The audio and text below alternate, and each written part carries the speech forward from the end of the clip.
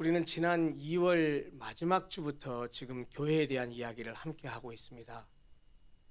우리 로고스 교회의 정체성과 방향성을 재정립하기 위해서 교회의 본질과 기초에 대한 말씀을 먼저 나눈 후에, 그리고 교회가 존재하는 이유와 목적, 즉 교회의 본질적인 기능과 사명 5가지를 매주 하나씩 함께 지금 나누고 있는 중입니다. 교회가 이 땅에 존재하는 이유와 목적, 다시 말하면 교회가 반드시 수행해야 될 본질적인 기능과 사명에는 5가지가 있다라는 말씀을 드렸습니다. 예배, 교육, 친교, 선교, 봉사, 이 5가지인데 우리는 지난주까지 예배, 교육, 친교에 대해서 나누었습니다. 이제 오늘은 선교에 대한 말씀을 함께 나누려고 합니다. 오늘도 우리는 거룩하고 복된 주일에 로고스 교회라는 이름으로 함께 모여서 예배를 드리고 있습니다. 그런데 여기에 모여서 예배를 드리고 있는 우리 모든 교인들의 신앙적 배경은 다 다를 것이라고 생각합니다. 어떤 분들은 흔히 말하는 모태신앙인으로서 부모님의 신앙을 따라서 믿음을 갖게 된 분들도 있고, 또 어떤 분들은 누군가의 전도로 교회에 나와서 예수를 믿고 그리스도인이 되신 분들도 있을 것입니다. 또 어떤 분들은 자기 발로 스스로 교회를 찾아가서 예수를 믿고 하나님의 백성이 되신 분들도 있을 것입니다.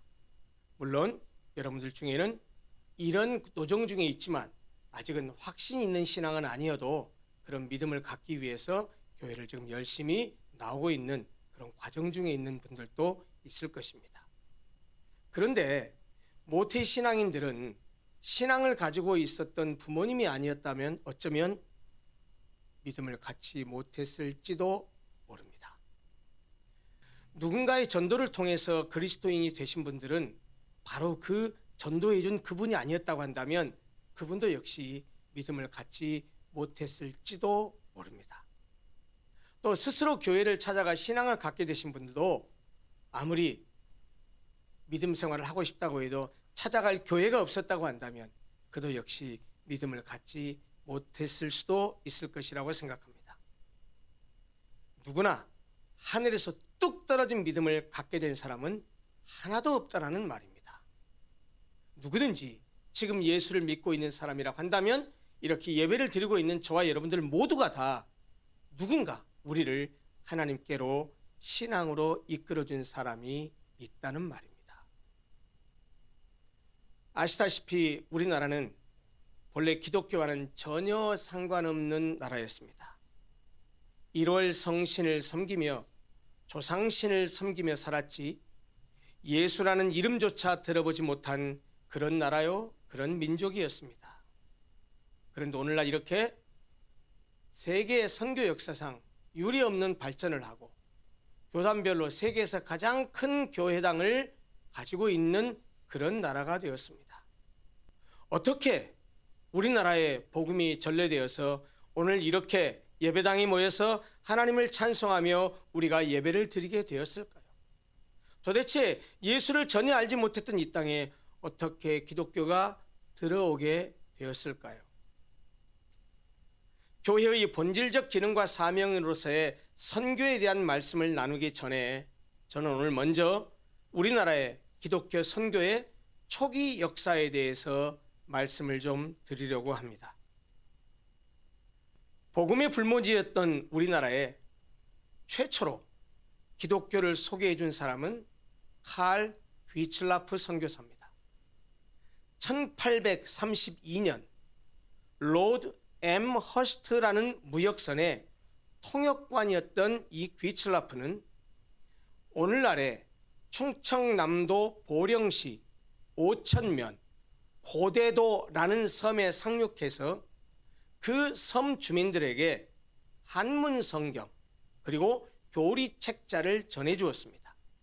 그뿐만 아니고 의약품을 전해 주었고 그리고 종자를 전하면서 그것을 키우는 방법까지 일러주곤 했습니다. 남아있지는 않지만 휘슬라프는 주기도문을 한문으로 적어주고 그 옆에 한글로 톡까지 달아서 번역해 주었다고 합니다.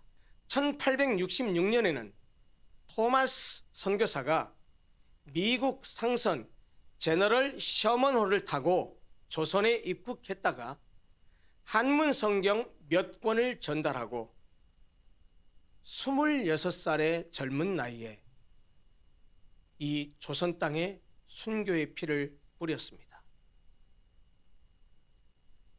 그러나 이 토마스 선교사의 숨겨진 뒤에 있는 비하인드 스토리는 그가 뿌린 순교의 피가 결코 헛되지 않았다라는 사실을 말해줍니다. 토마스 선교사를 죽인 병졸이 박춘곤이라는 사람입니다. 그 토마스 선교사가 전달하려던 성경을 주워가지고 집에 가서 그 성경을 읽고 예수를 믿게 됐습니다. 그리고 우리 한국교회 초대교회 당시에 초창기에 안주교회라는 그 교회의 영수가 되었습니다. 영수는 우리 한국 기독교 초창기에 있었던 우리가 흔히 말하는 집사, 권사, 장로와 같은 교회 직분과는 다른 직책이었는데 평신도 지도자를 지칭하는 용어입니다. 목회자를 도와서 당시에 선교사님을 도와서 교회를 섬겼던 평신도 지도자를 영수라고 불렀는데 안주교회의 영수가 되었다고 합니다. 또 제너럴 셔먼호가 불타는 광경을 목격하고 있었던 당시 12살의 최치량이라는 사람은 토마스 선교사가 준 성경을 받아서 보관하고 있다가 겁에 질려서 더 이상 그 성경을 가지고 있지 못해서 영문 주사 박영식이라는 사람에게 그 성경을 건네주었는데 이 박영식이라는 사람이 건네받은 그 성경을 가지고 뭐 한 줄 아십니까? 찢어서 벽지로 사용했습니다. 그런데 이 성경책을 건네준 최치량이가 건네준 박영식 집에 가봤더니 자기는 그냥 건네주기만 했지 읽어본 적도 없는데 집에 갔더니 온통 뭔가 벽이 다 글로 쓰여져 있는 뭔가 돼 있어서 이 최치량이라는 사람이 박영식 집에 놀러 갔다가 벽에 붙어있는 그 벽지 성경이죠. 그것을 보고서 그 성경 말씀을 읽고 예수를 믿었습니다. 그리고 더 재밌는 사실은 성경을 뜯어서 벽지로 발랐던 그 집은 평양 최초의 교회인 널다리교 교회의 예배당이 되었습니다. 참 하나님의 역사는 놀랍고 신기할 따름입니다. 1884년 갑신정변이 일어난 해죠. 미국 북장로교 의료 선교사 알렌이 아내와 1살짜리 아들을 데리고 입국했는데 입국한 지 3개월 만에 말씀드린 대로 갑신정변이 일어났습니다. 보수와 진보 사이에 갈등으로 일어난 정변이죠. 그때 중상을 입은 명성 왕후의 조카인 민영익을 치료한 것이 계기가 되어서 고종 황제의 신임을 얻게 되고 그 결과 우리나라 최초의 서양식 근대 병원인 제중원, 당시에 설립할 때는 광회원이라고 했었습니다. 그 제중원을 설립하는데 크게 기여했고 그 후로 약 20년간 왕실 의사로 활동하면서 선교사와 의사로서의 역할을 잘 감당했습니다. 우리나라에 기독교가 공식적으로 전래된 것은 갑신정변이 일어난 다음해인 1885년입니다. 부활절이던 4월 5일 주일날 감리교 선교사 아펜셀러와 장로교 선교사 언더우드가 동시에 인천 제물포항을 통해서 입국했습니다. 이 두 사람은 복음을 전하는 일뿐만 아니라 우리나라 근대 교육에도 공헌한 바가 지대합니다. 언더우드 선교사도 경신학교, 오늘날의 경신고등학교죠. 그리고 연세대학교를 설립했습니다. 아펜셀러는 배제학당을 설립했습니다. 같은 날 동시 입국한 언더우드가 한양으로 가서 알렌이 설립한 광해원에서 일을 시작할 무렵 며칠 동안 재물포항을 서성이던 아펜셀러는 4월 9일 밤, 입국한 날이 4월 5일 주일이었는데 4일이 지난 목요일 밤 일본인 소유의 대불 호텔에서 본국에 보내는 선교 보고서를 작성해서 보냈습니다. 그 선교 보고서 마지막에 이렇게 기도 형식으로 기록하고 있습니다. 우리는 부활절에 이곳에 도착했습니다. 오늘 사망의 빗장을 산산이 깨뜨리시고 부활하신 주께서 이 나라 백성들을 얽매고 있는 굴레를 끊으시고 그들에게 하나님의 자녀가 누리는 빛과 자유를 허락해 주옵소서. 이렇게 기도하면서 선교 보고서를 마치고 있습니다. 아마 오늘의 한국교회는 이런 선교사들의 기도의 열매인지 모르겠습니다. 그 외에도 우리나라에 복음을 전해준 초기 선교사님들의 이야기를 모두 하자면 몇 날 며칠을 밤을 새워야 할지 모릅니다.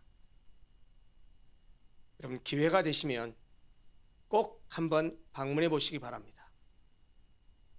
서울 합정동에 있는 양화진 외국인 선교사 묘원이 있습니다. 우리 대한민국 기독교 신앙의 뿌리를 확인할 수 있을 것입니다. 1800년대 말에서 1900년대 초에 우리나라에 복음을 전해준 선교사 90명과 그들의 가족 55명이 거기 잠들어 있습니다. 언더우드 가족 묘역에는 4대에 걸쳐서 모두 7명이 묻혀 있습니다. 아펜셀러의 묘도 있는데요. 불행스럽게 아펜셀러의 묘는 가묘입니다.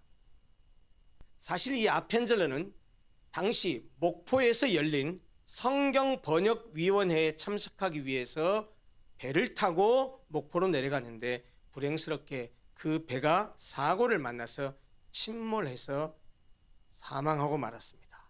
그리고 아펜셀러 선교사의 시신도 수습되지 못했습니다.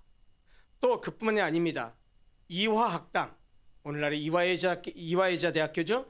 이화학당의 설립자인 메리 스크랜튼 여사, 그리고 연세대학교 세브란스 병원의 설립자인 더글러스 B. 에비슨, 그리고 감리회 선교사이자 독립운동에 큰 공헌을 한 홀머 헐버트 박사도 바로 여기에 묻혀 있습니다. 여러분, 제가 왜 교회의 본질적 기능과 사명으로서의 선교에 대한 말씀을 나누는 시간에 난데없이 우리나라 초기 기독교 전례 역사를 말씀드렸을까요? 우상인지도 모르면서 조상 대대로 우상 숭배에 찌들었던 나라, 예수라는 이름조차 들어본 적이 없던 나라, 그것도 근대화되지 못한 어둡고 암울한 나라, 바로 그런 조선 땅에 들어와서 복음을 전했던 그 선교사들이 없었다면 오늘 우리가 이렇게 예수를 믿고 하나님의 백성이 되어서 주님을 찬양하며 예배를 드릴 수 없었을 것이라는 사실을 말씀드리고 싶었기 때문입니다. 여기 모인 우리 모두는 우리나라에 복음을 전해준 선교사님들에게 복음의 빚을 지고 있다라는 말입니다. 우리에게 복음을 전해준 선교사님들이 있었기에 우리가 예수를 믿는 그리스도인이 되었고, 우리에게 복음을 전해준 선교사님들이 있었기에 오늘 우리가 이렇게 주일날 예배당에 모여서 하나님을 찬송하고 예배하는 하나님의 백성이 될 수 있었다라는 말입니다. 사실 이 사실만으로도 선교가 교회의 가장 기본적이고 가장 본질적인 기능과 사명이라는 사실을 강력하게 설명해 주고 있습니다.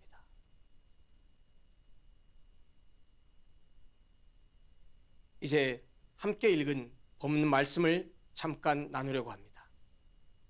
오늘 읽은 본문 로마서 10장이 말씀하시는 것이 무엇입니까? 먼저 9절 10절은 우리가 어떻게 구원을 받는지에 대해서, 구원의 도리에 대해서 분명하게 가르쳐주고 있습니다. 네가 만일 네 입으로 예수를 주로 시인하며 또 하나님께서 그를 죽은 자 가운데서 살리신 것을 내 마음에 믿으면 구원을 받으리라. 사람이 마음으로 믿어 의에 이르고 입으로 시인하여 구원에 이르느니라. 11절부터 13절은 추가적으로 이렇게 우리에게 말씀하십니다.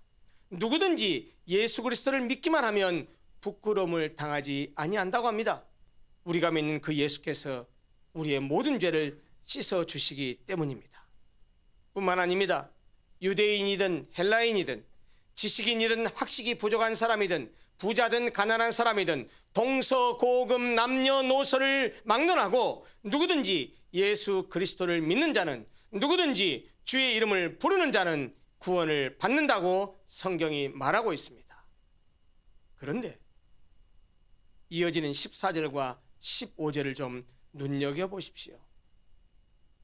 14절 15절은 우리에게 강력하게 도전하면서 질문 형식으로 우리에게 묻고 있습니다. 이렇게 말씀합니다. 그런즉 그들이 믿지 아니하는 일을 어찌 부르리요? 지금 무슨 말씀을 했습니까? 믿기만 하면, 주의 이름을 부르기만 하면 구원을 얻는다고 했습니다. 그런데 문제는 뭐냐? 그들이 믿지 아니하는 일을 어찌 부를 수 있겠느냐? 듣지도 못한 일을 어찌 믿으리요? 전파하는 자가 없이 어찌 들으리요? 보내심을 받지 아니하였으면 어찌 전파하리요? 꼬리에 꼬리를 물면서 계속해서 질문을 하고 있죠. 이게 지금 무슨 말입니까? 누군가 예수 그리스도의 복음을 전하도록 보내심을 받아야 그가 예수를 모르는 사람에게 가서 전파할 것이고, 누군가 전파하는 자가 있어야 예수를 모르는 사람이 예수에 대해서 들을 것이고, 예수를 들어야 그를 믿을 수 있을 것이고, 그를 믿어야 그의 이름을 부를 것이요, 그의 이름을 불러야 구원을 받을 수 있을 거 아니냐 하는 말입니다. 예수를 전혀 몰랐던 우리나라에 복음을 전해준 선교사님이 계셨기에 오늘 우리가 예수를 믿어서 구원받게 된 것이 바로 이 말씀을 여실하게 잘 증명해주고 있지 않습니까? 본문이 하는 말씀의 결론이 뭡니까? 결국 예수를 모르는 사람이 구원을 얻을 수 있는 출발점이자 시작점은 예수를 알지 못하는 사람, 예수를 전혀 들어보지 못한 사람, 그 사람이 구원을 받을 수 있는 출발점이자 시작점은 누군가가 그 예수 그리스도의 복음을 전해야 하지 않느냐라는 말입니다.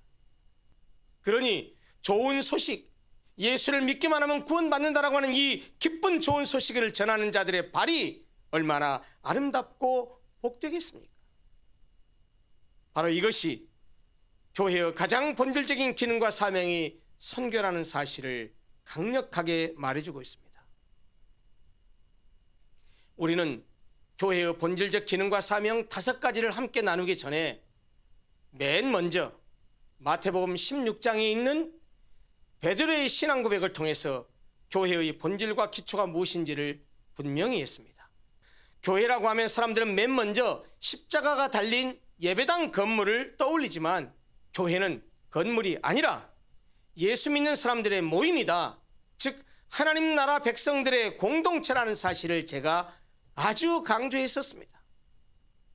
교회를 사람이 아니라 건물이나 장소로 오해하면 안 된다라고 제가 여러 번 말씀을 드렸습니다. 그리고 아울러서 그런 말씀을 드렸습니다. 교회가 무엇이냐? 예수 믿는 사람들의 공동체를 교회라고 말하기도 하지만 사실 우리 한 사람 한 사람이 교회입니다. 내가 교회입니다. 각자가 교회인데 우리가 모인 이 교회를 그래서 공동체라고 말하는 것입니다 라는 말씀을 강조했었습니다. 그런데요, 우리 한국의 기독교인들의 많은 사람들이 교회에 대해서 오해하고 있는 또 다른 것이 하나 있습니다. 그것은 뭐냐면 사람들이 교회라고 하면 대부분의 사람들이 함께 모여서 예배드리는 것, 이것만 생각한다는 것입니다.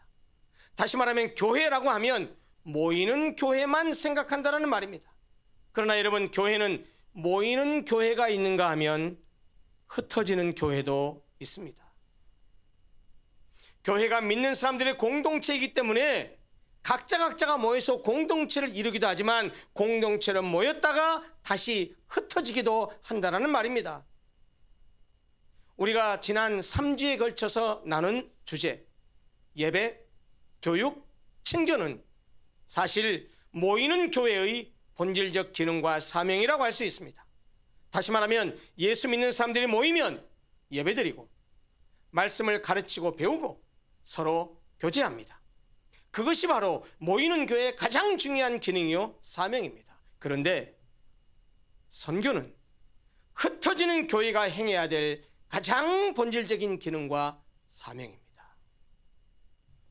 그것을 잘 보여주는 것이 바로 사도행전에 기록된 초대교회의 모습입니다.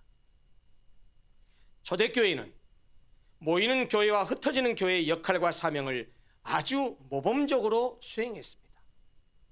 초대교회는 항상 모이기를 힘썼습니다. 모여서 말씀을 가르치고 배우고 기도하고 찬양하며 떡을 떼는 가운데 영적인 교제를 했습니다. 이에 모이는 교회의 전형적인 모습입니다. 그러나 초대교회는 모이는 교회에 그치지 않았습니다. 그들은 성전에 있든지 집에 있든지 날마다 예수는 그리스도라고 가르치기와 전도하기를 그치지 아니했습니다. 그래서 복음이 예루살렘으로부터 시작하여서 온 유다와 사마리아와 땅끝까지 확산되어 갔습니다. 사실 사도행전은 바로 그것, 즉 흩어진 교회가 복음을 전함으로써 하나님의 나라가 어떻게 확장되어 가고 있는가라고 하는 사실을 잘 보여주고 있습니다. 여러분, 우리는 꼭 기억해야 됩니다. 예배와 교육과 친교가 모이는 교회의 본질적인 기능과 사명이라면 전도, 선교는 흩어지는 교회의 가장 기본적이고 본질적인 기능과 사명이라는 사실을 꼭 기억해야 됩니다. 모이는 교회는 모이는 것으로 그쳐서는 안 됩니다. 모이는 교회는 흩어지는 교회를 지향해야 됩니다. 교회는 모여서 우리끼리 북치고 장구치고 그렇게 우리끼리 희희낙낙하면서 우리들만의 리그를 펼쳐서는 절대로 안 됩니다. 반드시 흩어져서 복음을 전해야 됩니다.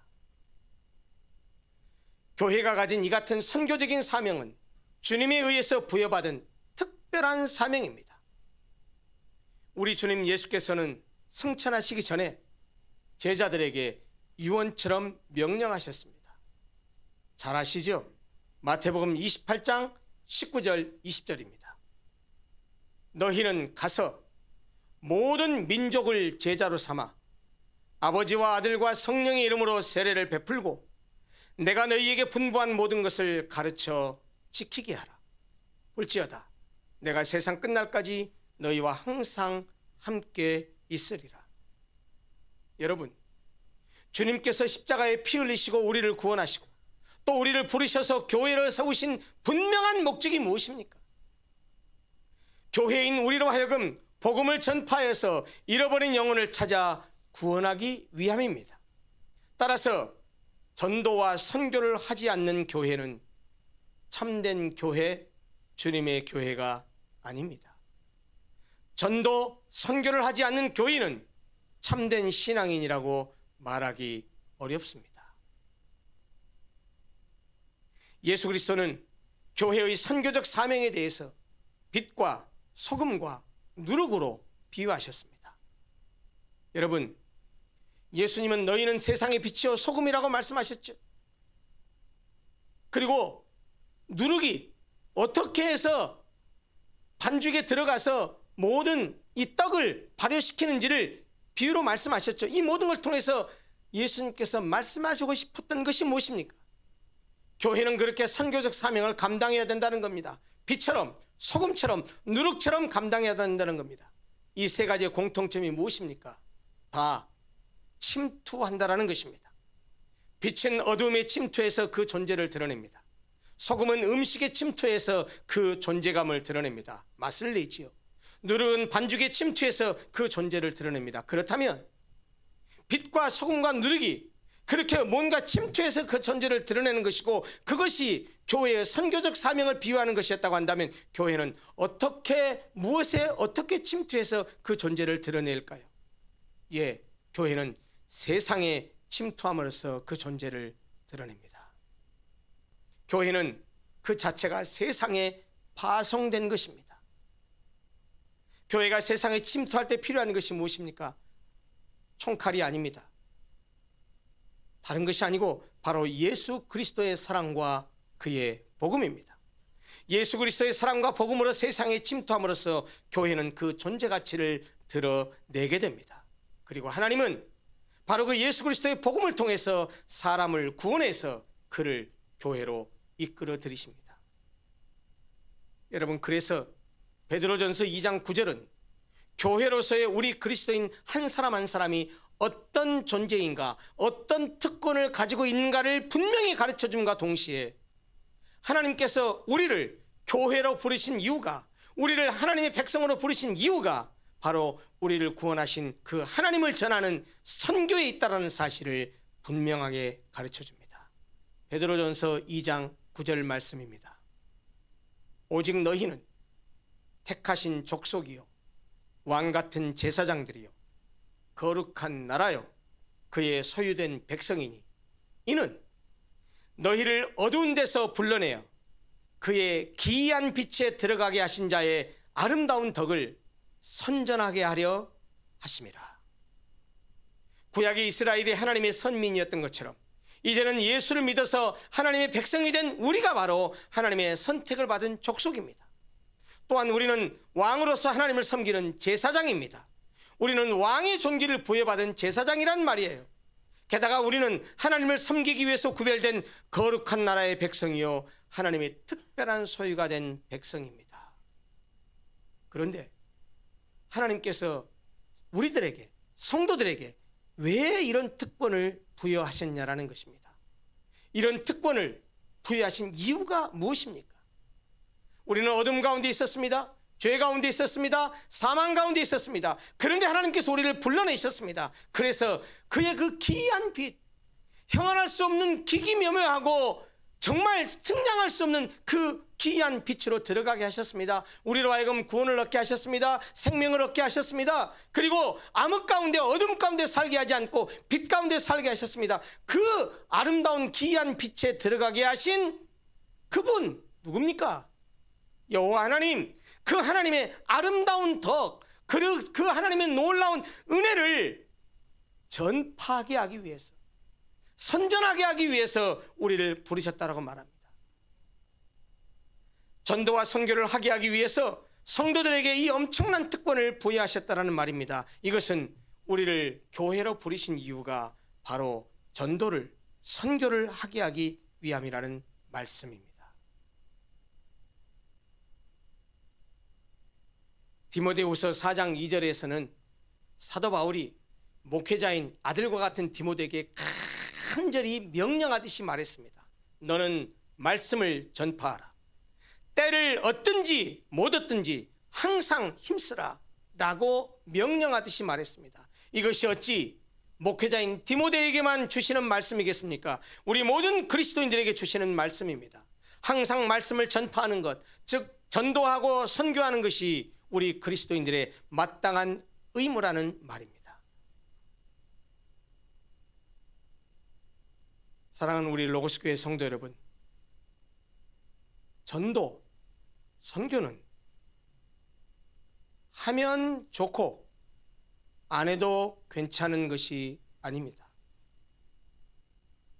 해도 되고 안 해도 되는 선택의 문제가 아닙니다.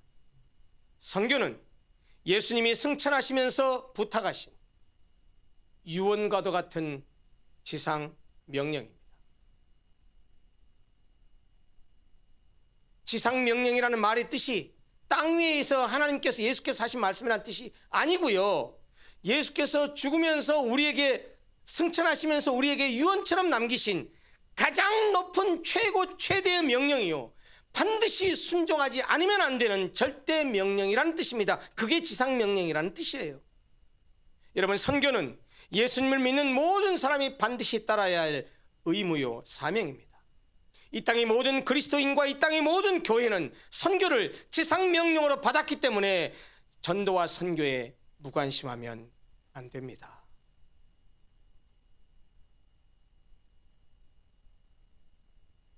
그러면 우리는 어떻게 전도해야 될까요? 전도하기 위해서 가장 필요한 것이 뭔지 아십니까? 나 자신이 복음에 대한 확신을 가져야 됩니다. 때를 얻든지 못 얻든지 말씀을 전파하는 말씀에 순종하고 싶어도 나 자신이 복음에 대한 확신이 없으면 내가 믿는 복음을 자랑도 설명도 할 수가, 누구에게 전하고 증거하려면 복음에 대한 확신이 있어야 한다는 말입니다. 자신도 확신하지 못하는 복음은 전할 수 없기 때문이죠. 여러분, 그래서 성경을 알아야 되고, 그래서 훈련을 통해서 복음의 확신을, 믿음의 확신을 가져야 한다는 거예요. 훈련의 필요성이 여기 있습니다.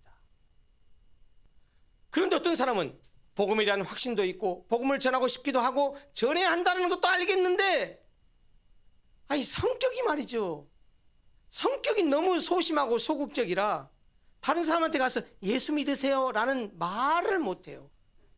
입이 떨어지지가 않아요. 대인관계를 잘 못해요. 그런 분이 있을 수도 있습니다. 예, 그럴 수 있습니다. 복음이 부끄러운 것이 아니고 사람들 만나 사는 것 자체가 성격상 그걸 잘 못해요. 여러분, 그런 분들이요, 전도하는 좋은 방법이 있습니다. 괜찮습니다. 그러나 분명히 전도를 해야 된다는 사실을 알고 있고 믿고 있고 분명히 그래야 한다는 확신이 있다고 하는데도 불구하고 성격상 남에게 다가가지 못하면요, 좋은 전도하는 방법이 있습니다. 전도하려고 하는 사람이 있으면요, 그 사람을 계속해서 사랑으로 섬기십시오. 그러다가 적당한 기회가 되면 교회로 초청하십시오. 교회에 함께 데리고 나오라는 말입니다. 우리는 그것을 소위 인도라고 말합니다. 전도를 못하겠거든 인도라도 하십시오.